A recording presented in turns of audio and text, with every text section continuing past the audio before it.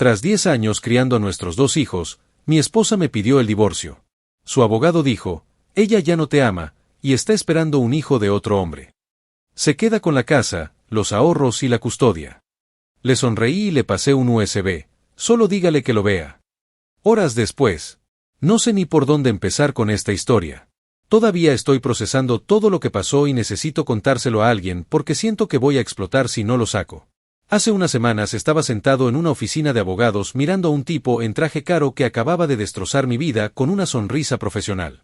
Las palabras que salieron de su boca siguen rebotando en mi cabeza como balas perdidas. Ella ya no te ama. Está esperando un hijo de otro hombre. Se queda con la casa, los ahorros y la custodia. En ese momento mi mundo se desplomó completamente. 10 años de matrimonio, 2 hijos hermosos, una vida que creía sólida como una roca. Todo convertido en cenizas en menos de 5 minutos. El abogado siguió hablando mencionando cifras, fechas, procedimientos legales. Pero yo ya no lo escuchaba. Estaba pensando en cómo llegamos hasta ahí. En cómo la mujer que conocí hace 12 años se convirtió en esto. Conocí a Sara cuando ella estaba en segundo año de medicina. Yo trabajaba en una empresa de logística, nada glamoroso pero tenía un sueldo decente y perspectivas de crecimiento. Sara era diferente a todas las chicas que había conocido. Inteligente, decidida, con una pasión por ayudar a otros que me enamoró desde el primer día. Recuerdo vívidamente nuestra primera cita. Me contó sobre su sueño de especializarse en cardiología, de abrir algún día su propia consulta. Sus ojos brillaban cuando hablaba de su futuro. Le dije que yo creía en ella, que haría lo que fuera necesario para apoyarla. Y cumplí esa promesa. Dios mío, cómo la cumplí. Cuando ella entró a la residencia, yo tomé un segundo trabajo de medio tiempo para cubrir los gastos. Mientras ella estudiaba hasta altas horas, yo trabajaba turnos dobles para que no tuviera que preocuparse por el dinero. Cuando llegaron los niños, Emma hace 8 años y luego Jaque hace 6, yo ajusté mis horarios para ser el cuidador principal. Sara siempre estaba ocupada. Primero la residencia, luego la especialización, después las guardias interminables en el hospital. Yo entendía perfectamente. Construí mi vida entera alrededor de su éxito. Era lo correcto, pensaba. Éramos un equipo. Hasta hace 8 meses, cuando todo empezó a cambiar. Sara consiguió un puesto en una clínica privada muy exclusiva. Por fin, después de años de sacrificios, las cosas iban a mejorar para nosotros. O eso creía yo. Al principio parecía que sí. Menos estrés, mejores horarios, más dinero. Pero algo más cambió también. Llegaba tarde a casa sin explicaciones convincentes. Su teléfono, que antes dejaba por cualquier lado, ahora nunca se separaba de ella. Passwords nuevos, llamadas que contestaba en privado, una frialdad que creció como hielo entre nosotros. Cuando le pregunté si todo estaba bien, me hizo sentir como un paranoico celoso. Que estaba imaginando cosas. Que el trabajo nuevo la tenía estresada.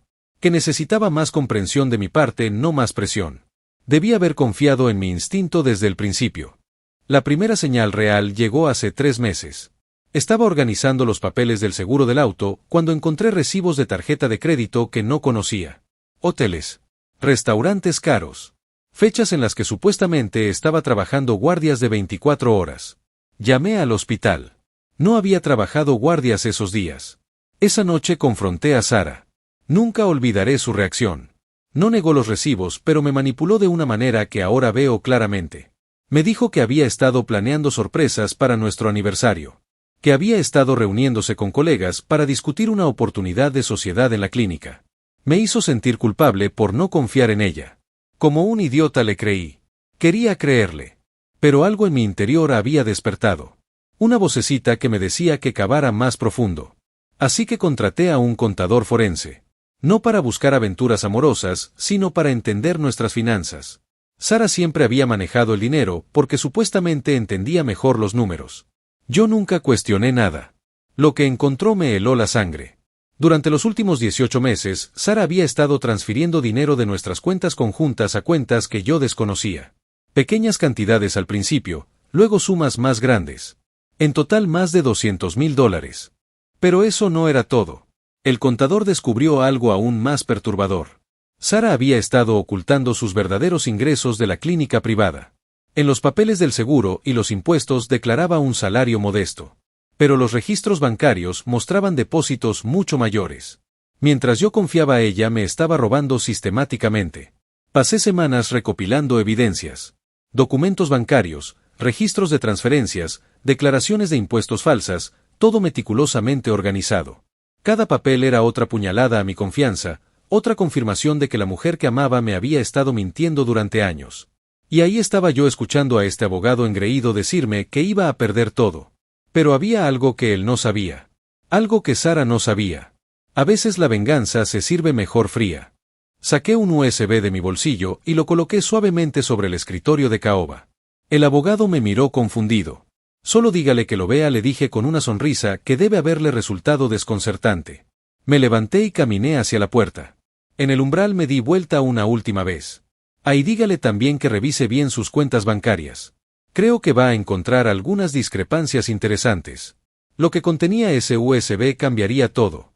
Lo que pasó después me cambió para siempre. Llegué a casa esa tarde después de dejar el USB en la oficina del abogado y por primera vez en meses me sentí tranquilo. No feliz, obviamente, pero había algo liberador en saber que finalmente iba a salir toda la verdad. Los niños estaban en la escuela y Sara no llegaba hasta tarde como siempre. Me serví un café y me senté en la cocina pensando en todo lo que había metido en ese USB. Cada documento era prueba de una traición financiera calculada. Primero estaban los estados de cuenta bancarios que el contador forense había conseguido. Mostraban las cuentas secretas que Sara había abierto a mi nombre sin que yo lo supiera. Cuentas donde había estado depositando dinero de sus ingresos reales de la clínica privada.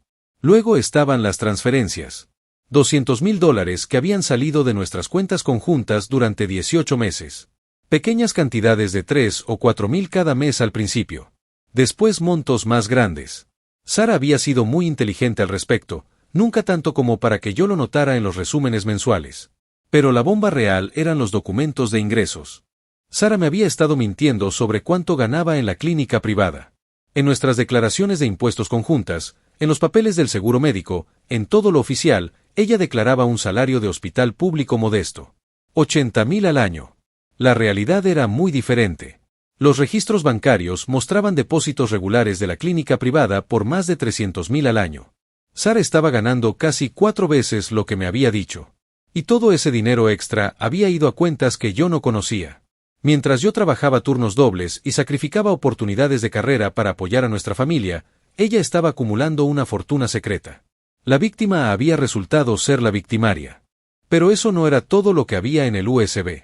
También tenía copias de emails que el contador había recuperado de su computadora del trabajo. Emails donde discutía estrategias de divorcio con abogados desde hace más de un año. Conversaciones sobre cómo minimizar lo que tendría que pagarme en manutención y cómo asegurar la custodia completa. Y luego estaba la joya de la corona.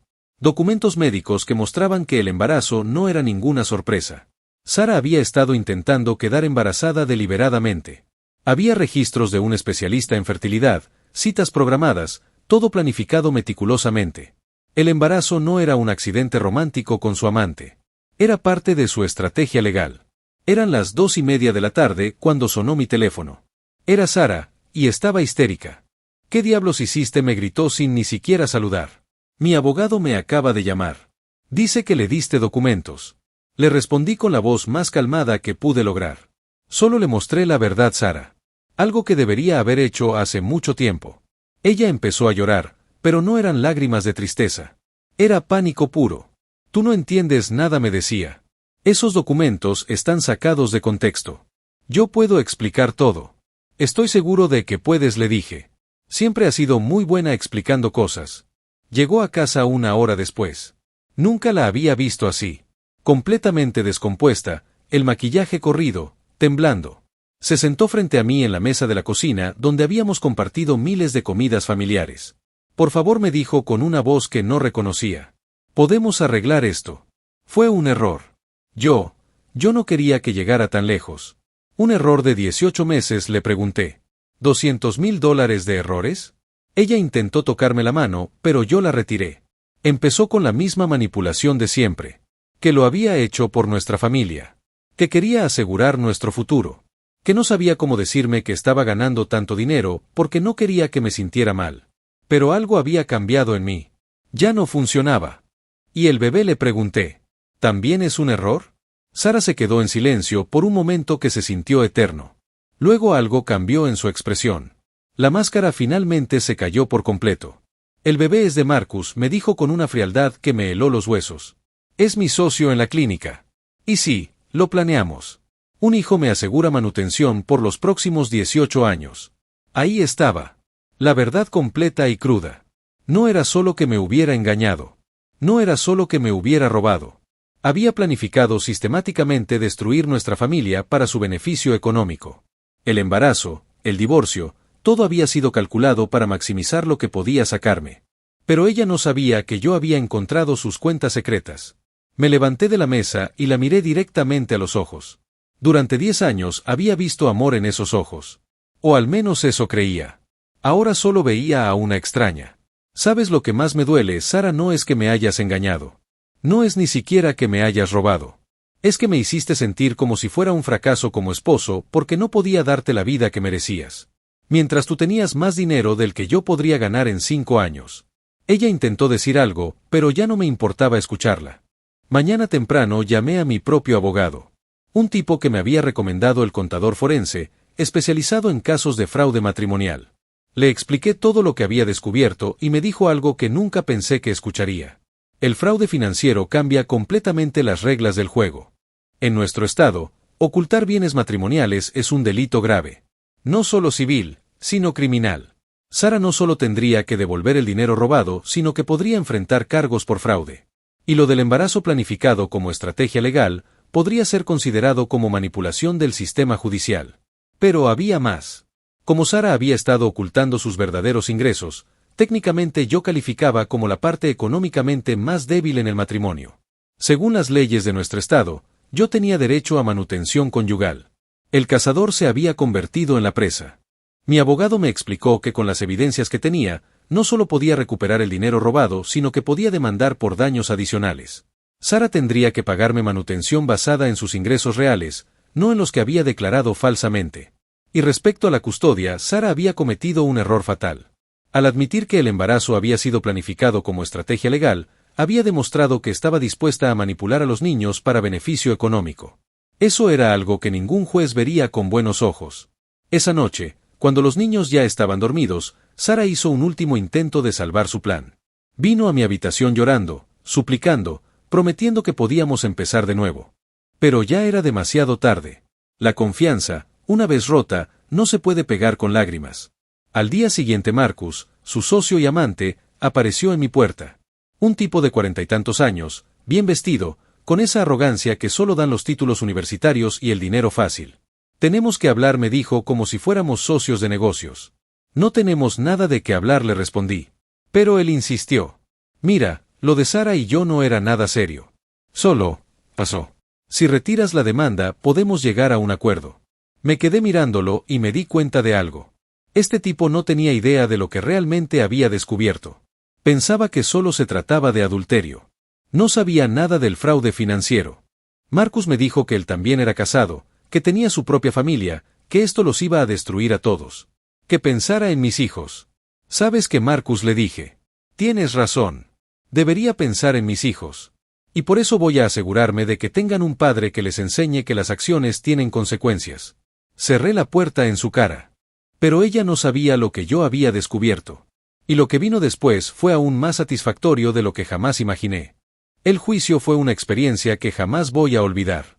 Habían pasado 2 meses desde que entregué el USB y la verdad es que Sara había intentado de todo para evitar llegar a corte. Ofertas de acuerdo, súplicas, amenazas, incluso intentó involucrar a nuestros padres para que me convencieran de retirar la demanda. Pero yo ya había tomado mi decisión. Esto iba a llegar hasta el final. El día del juicio, Sara llegó con un equipo de 3 abogados. Obviamente había gastado una fortuna en representación legal, probablemente del dinero que me había robado. Yo tenía solo a mi abogado, pero él conocía el caso mejor que nadie y tenía confianza total en nuestras evidencias. Cuando el juez revisó los documentos del USB, su expresión cambió completamente. No era solo un caso de divorcio conflictivo. Era fraude matrimonial en gran escala.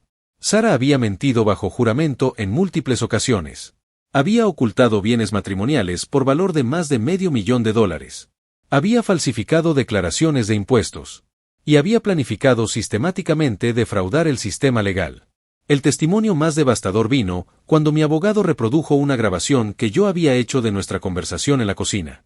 En nuestro estado es legal grabar conversaciones en tu propia casa, y yo había tenido la precaución de hacerlo.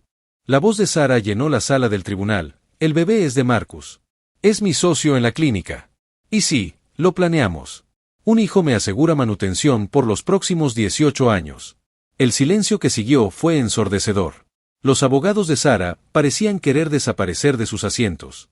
Ella se había incriminado completamente con sus propias palabras. Pero lo que realmente selló su destino fue cuando el contador forense testificó sobre el alcance del fraude. No solo había ocultado dinero. Había estado usando nuestro número de seguro social conjunto para abrir líneas de crédito que yo desconocía. Había estado reportando ingresos falsos a las autoridades fiscales. En términos legales, había cometido múltiples delitos federales. El juez no se anduvo con rodeos en su sentencia. Primero, Sara tenía que devolver inmediatamente los $200,000 robados más intereses y penalizaciones. En total, $270,000. Segundo, como había ocultado sus verdaderos ingresos durante el matrimonio, toda la división de bienes se recalcularía basándose en sus ingresos reales. Eso significaba que yo tenía derecho a la mitad de todo lo que ella había ganado durante nuestro matrimonio, incluyendo su participación en la clínica privada. Tercero, y esto fue lo que más me sorprendió, el juez ordenó que Sara me pagara manutención conyugal por 3 años. Como técnicamente yo había sido el cónyuge dependiente que había sacrificado oportunidades de carrera para apoyar sus estudios, tenía derecho a compensación. Cuarto, respecto a la custodia de Emma y Jaque, el juez fue muy claro. La manipulación financiera y el uso de un embarazo como estrategia legal demostraban una falta de ética que afectaba su capacidad para tomar decisiones en el mejor interés de los niños. Yo obtuve la custodia principal con visitas supervisadas para ella hasta nueva orden. Y finalmente, Sara tenía que pagar todos los gastos legales de ambas partes. Sus 3 abogados caros habían resultado ser una inversión terrible. La justicia no solo llegó, sino que llegó con intereses. Pero las consecuencias no terminaron en el juzgado. La investigación del caso había llamado la atención del Colegio Médico Estatal. Falsificar documentos financieros y usar información médica para planificar embarazos estratégicos eran violaciones graves de la ética profesional. Sara enfrentó una investigación disciplinaria que resultó en la suspensión de su licencia médica por 2 años. Sin licencia, no podía trabajar en la clínica privada. Marcus, su socio y amante, tuvo que comprar su participación en el negocio a precio de liquidación para evitar que el escándalo afectara a toda la práctica. Sara perdió no solo su empleo, sino también su inversión en la clínica que tanto había valorado. El escándalo afectó su reputación profesional, especialmente en nuestra ciudad donde varios colegas conocían los detalles del caso. Cuando recuperó su licencia, tuvo que buscar trabajo en hospitales más alejados donde su historial no era tan conocido. Marcus también enfrentó sus propias consecuencias. Su esposa se enteró de todo durante el juicio y le pidió el divorcio inmediatamente. Su propio caso de divorcio se complicó enormemente cuando ella usó el precedente de nuestro caso para investigar sus finanzas. Resultó que él también había estado ocultando ingresos y tuvo que pagar una fortuna en su propia separación. La clínica privada perdió la mayoría de sus pacientes cuando el escándalo se hizo público. Los referidos médicos se secaron porque nadie quería asociarse con una práctica involucrada en fraude. Marcus tuvo que cerrar el negocio después de menos de 1 año. Mientras tanto, mi vida había tomado un rumbo completamente diferente. Con el dinero recuperado pude finalmente invertir en mi propia educación. Me inscribí en un programa de MBA nocturno mientras trabajaba durante el día. Era algo que siempre había querido hacer, pero que había pospuesto para apoyar la carrera de Sara. Los niños se adaptaron mejor de lo que esperaba. Emma, que ya tenía 8 años, entendía más de la situación de lo que yo creía. Un día me dijo: papá, mamá siempre estaba en el teléfono y nunca quería jugar con nosotros. Ahora juegas más. Jaque, más pequeño, solo sabía que ahora papá estaba más feliz y menos estresado. Les expliqué la situación de manera apropiada para su edad.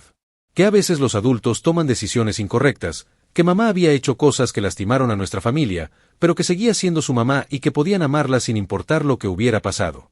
Sara intentó reconciliarse varias veces durante el primer año. Llamadas llorando, emails largos explicando que había aprendido la lección, apariciones sorpresa en la casa.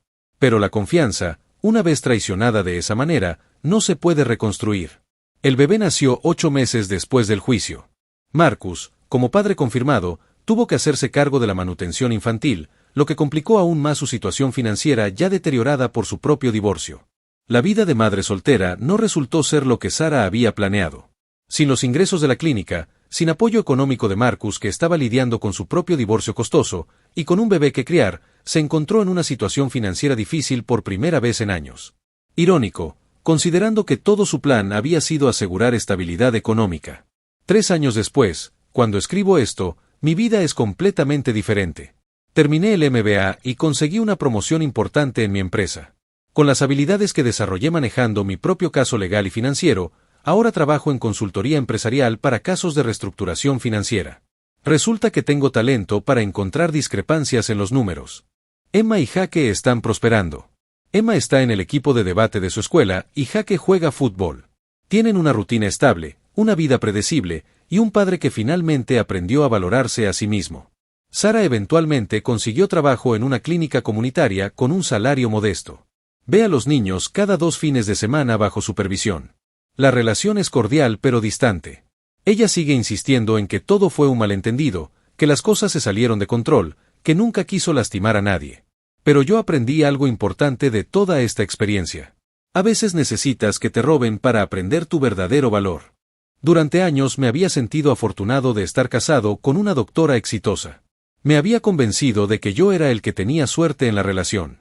Que ella podría haber elegido a cualquiera y me había elegido a mí. La verdad era exactamente lo contrario. Yo había sido el que sacrificó todo. Yo había sido el que trabajó turnos dobles para pagar sus estudios. Yo había sido el que renunció a mis propias ambiciones para apoyar las suyas. Y cuando ella finalmente tuvo éxito, decidió que ya no me necesitaba.